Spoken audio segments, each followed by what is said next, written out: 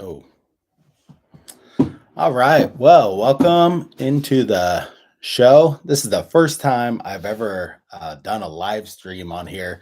So, first of all, I want to thank everybody who has watched my channel, subscribed to my channel. I'm at 300 subscribers right now. So, the main part of this is to give away this putter. So, anybody that comments on this video, or I can't see every person that's subscribed to my channel. And I think more and more Google is having more and more privacy things like that. So it's like I'll get like 10 subscribers, but in my email, I only see like one or two who have like everything on their page as public. So comment down below, and that will give me a way to get a hold of you so that I can send you this putter. It's a ping answer. It's a vintage putter. I mean, I've seen these on eBay. This is one. It is made in Phoenix, Arizona. I think in another video I said Scottsdale, but it was made in Phoenix, Arizona. But yeah, these were made the first blade style putter. So, and if you comment to me and then you just say like you don't want the putter, I'll just send you $100. How about that? That makes it a lot a lot easier. Um, I have my webcam set up. This is the first time I've ever done this, so it's definitely a work in progress. But I really just want to kind of talk about why I started this channel and then where I see it going in the future. I really started the channel so during about 2 years ago or so, I really started watching a lot of YouTube golf. Golf Sidekick was the main guy. I watched it first, and then I started to see like that guy from Good Good started popping up onto my screen more and more. I got really interested in watching those videos, and I liked that they were kind of showing a more fun side of golf and the camaraderie and everything like that. And that's really, I'm 40 years old. I've always thought that that's what golf was all about anyway. It's just, you know, how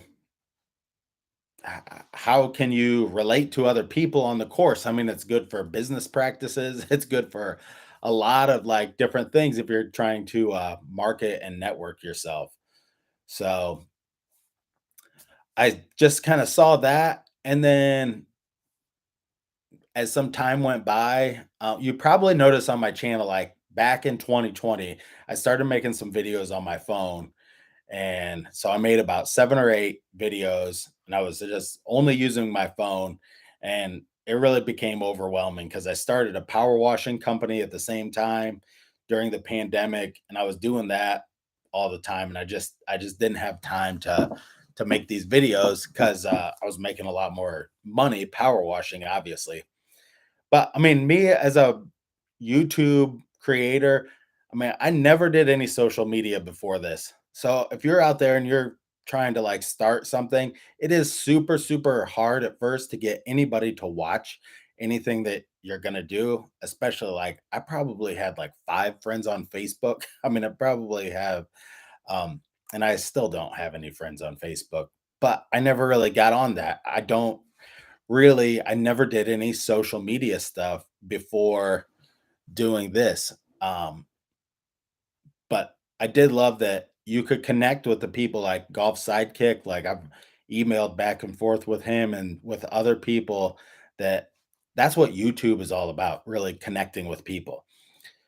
Facebook, I'm probably going to stop putting my videos on Facebook because um, I don't see how it translates with YouTube. YouTube, I mean, it's crazy how like I put one video out there and it got like 1,000 views in like 8 hours.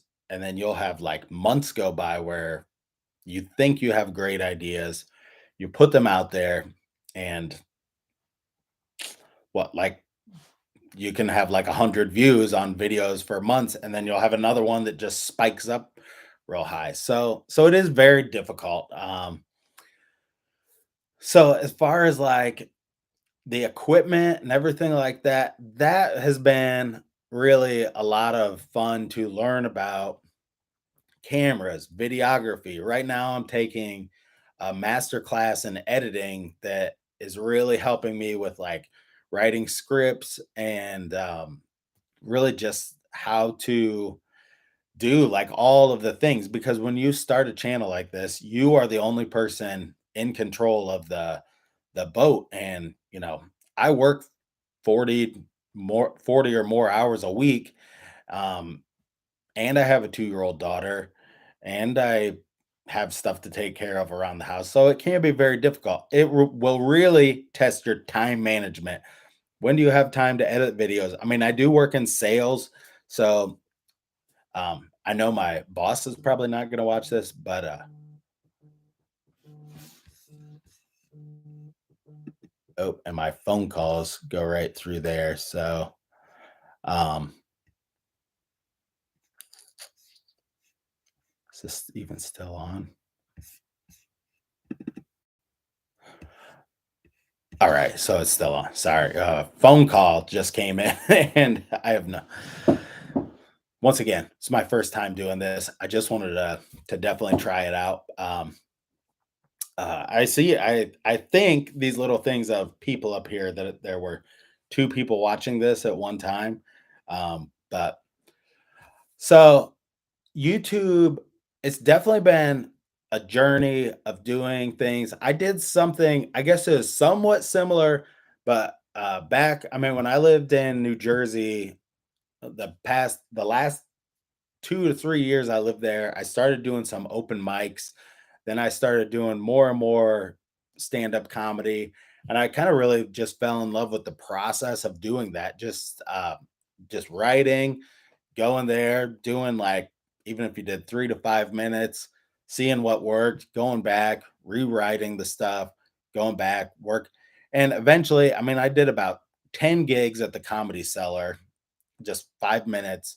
Those were, I mean, that was the only time I got paid for any of those gigs, but it was just, it taught me something about like just how to process, how to you learn a lot about yourself when you're writing and you make yourself do things.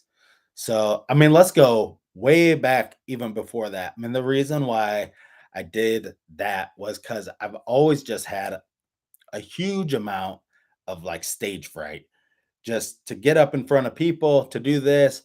Like, I've worked a lot of jobs, and to try to get over this, like jobs in restaurants or bartending where I could be more like talking to people back and forth.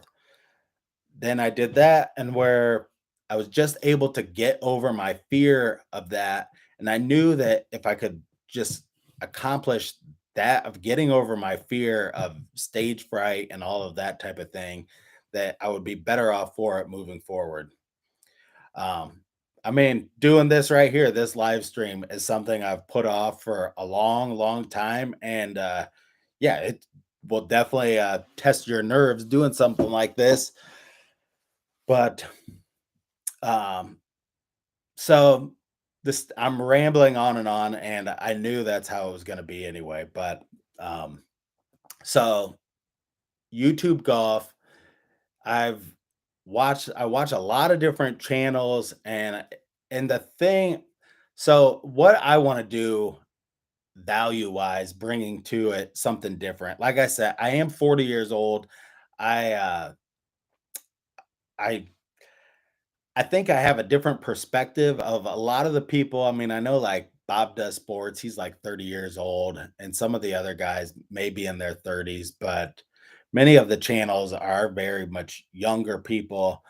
Um, when I was searching on YouTube, a lot of times I would be going to play a course in Michigan, or I would be going to play a course in Ohio, and I would be searching on Google, just like I wanted to know more about the course, more about the layout, more about like, there's certain courses that you will just love, love, love, and there are certain courses that you're just going to hate, hate, hate. I mean, that different strokes for different folks. But that's why I was on Google searching for these places, because like, let's face it, I mean, you don't want to go pay $100 somewhere at a course when there's a course out there for 50 that you're going to like just as much. So that is a big part of why I started doing this, because I didn't see I was looking like at videos how to become a scratch golfer, and all of them were technical videos. And then also the videos I was looking at, trying to look at like different courses and things like that, and just know more about the layouts. That has always been a super strong interest of mine, is just like how courses are made, how the holes are laid out, who designed it, and then like what was really behind that design for the creator of the course. It's just always been something. When I'm on a golf course, I always think like, why did they put that bunker there? Why did they put that there? Some holes are very, very interesting and very fun to play. Some holes don't set up to your game that well. So just having more insight about the courses around the Midwest, the country in general, I mean, some courses are very well documented, and then other courses are not documented at all. Um, so there you have it. So from there, I made the videos in 2020, and then a few years later, I could see like I had some time where I could like make this happen. And then I made a lot of mistakes from the very beginning, buying a camera, buying this or that. Now, probably the best decision I did make was to buy a MacBook Pro with 16 gigabyte CPU processor. And if I said that wrong, but that computer to edit, and I got that about 3 months ago, has definitely opened my eyes and the doors of just that, um, that, uh, just how you can add more and more to the videos. I guess what I was doing before, I had this crappy Dell computer that was just a computer we used for like photos and that type of thing. And yeah, and it just was not working out. The thing was just overheating and crashing. That's really why I started making a lot of the list videos. I mean, beyond like, I was like, what kind of videos can I execute on this computer? So like my Michigan video, that's my number one video right now. It's almost to 11,000 views. Thank you to everybody that watched that video, or like my top 10 golf courses in Ohio video. Um, I mean, I never thought I could even make a video that many people would comment on, because those have hundreds of comments on them. And from those comments, I've learned so much about what great courses, like bang for your buck wise, where to play. I just played at Diamond Springs up in Michigan, and like 10 different people either DM'd me or left comments and said, like, hey, you got to check this course out in Michigan. I mean, the falls at Barber Creek is another one that I'm going to go to, that a lot of people were um, telling me to go play there, or Calderon.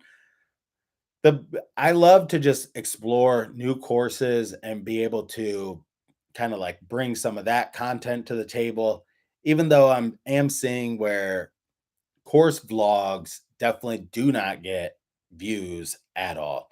Um, it's just the name of the game. I've filmed out on courses, and I do like to film on the course, but when it's just like one person playing and a course vlog, it's super hard. They're not interesting. Sometimes they're not even interesting to me when I'm editing them, but I'm just like, I just push the video out because it's got to be done. So, coming up with more and more new ideas. I love for people to comment down below on that too. Tell me what you want to see. Tell me what you want to see in the YouTube golf space, where like, what do you want to see next? I know it's not course vlogs. um I'd like to make more interesting videos like I did about Los Angeles Country Club, or about different things going on within the golf world. um but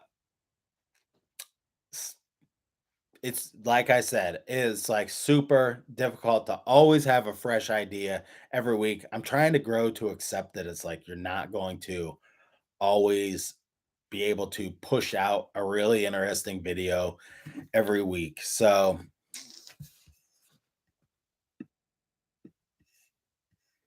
while I'm on here, I would like to,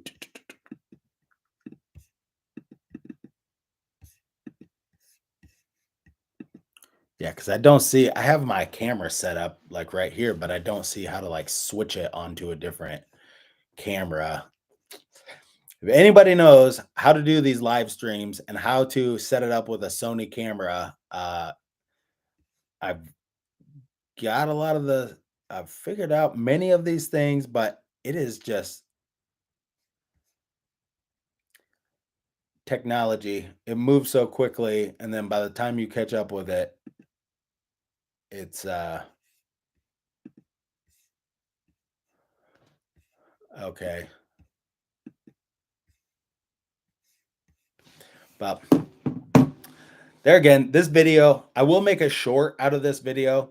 So you can get the putter, or I will just send you money directly. So thank you so much. I am at 300 subscribers. I've been on here for about 16 minutes now, and that is about the time that this video is going to end.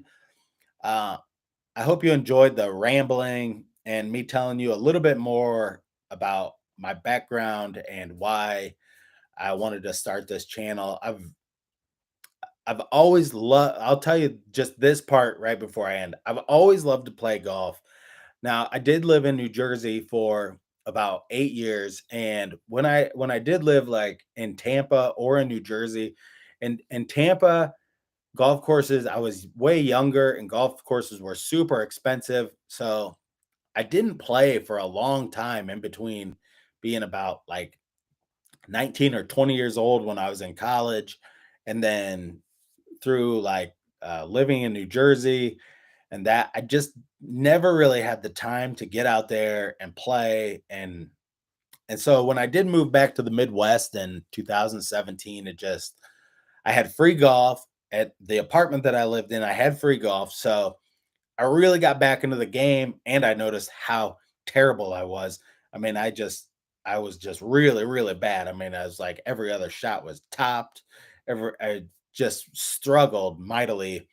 And then after I just kind of like moved through some of the progress of getting a little bit of my swing back, I started to enjoy the game at the age I'm at now. I just enjoy the game so much more than I did before. And the main thing is, I want to share that with other people and show you how golf can be a lifelong enjoyment for everybody. I mean, I know somebody has said that before, but so thank you so much for tuning into my live stream. Thank you for getting me to 300 subscribers. And thank you for continuing to support the channel and support me as a creator. I hope I can bring you more and more great content as time goes on. And I am just working on this every day. But like I say, I am only one man. So I am trying my best at this, and we'll see where it goes from here. Thank you so much for watching this, and until next time, stay classy out there, golf string. Stay, stay classy out there, golf fans.